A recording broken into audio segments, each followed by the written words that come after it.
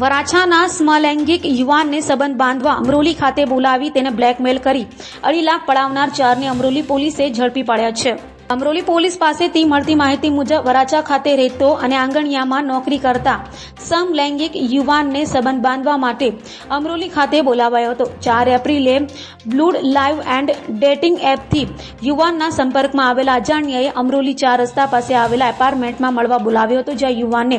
સમલૈંગિક યુવાનને બ્લેકમેલ કરી તેની પાસે 2.5 લાખ રૂપિયાની માંગણી કરી હતી। જો કે આ અંગે યુવાને અમરોલી પોલીસને જાણ કરતા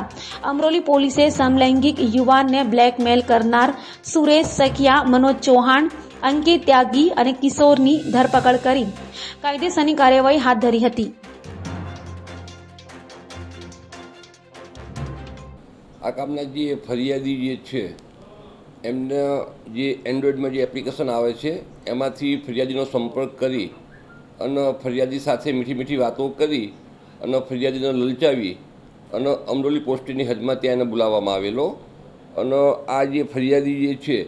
જેવો એ રૂમમાં ગયેલો એવો તરત જ એક વ્યક્તિ દરવાજો બંધ કરી દીધેલો અને ત્યાં અંદર બીજો વ્યક્તિ હાજર હતો એમ, અને આ બંને જ વ્યક્તિઓ અંદર ત્યાં નગ્ન હાલતમાં હતા।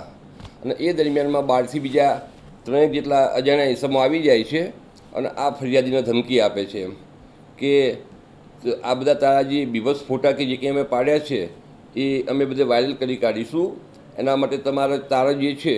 એ 10 ગાડી ઘાસ આપવું પડશે અને એના અંદાજે પૈસા લગભગ 7.5 લાખ જેટલા થાય। પણ આ જે ફરિયાદી જે છે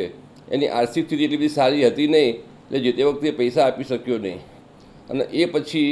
આ ફરિયાદીએ પૈસા આપવા માટેનો વાયદો કરેલો હતો અને 2 દિવસ પછી આ ફરિયાદી 2.5 લાખ રૂપિયાને આપવાની વાત કરેલી હતી એમ। આ ફરિયાદીએ પછી હિંમત કરી અને અમરોલી પોલીસનો સંપર્ક કર્યો અને અમરોલી પોલીસને આખી વાત કરી કે મારી સાથે આવો બનાવ બન્યો છે, જેથી અમરોલી પોલીસે એની સાથે રહી અને જે 2.5 લાખ રૂપિયા જે આપવા માટે ગયા એ જ વખતે જે આરોપીઓ હતા એમને દબોચી લીધેલા એમ। અને એ પછી આ જે ફરિયાદી જે છે એની ફરિયાદ લઈ દાખલ કરી અને આરોપીઓને અટક કરવામાં આવેલા છે અને હાલમાં ગુનાની તપાસ અમરોલી પોલીસ ચલાવી રહેલ છે।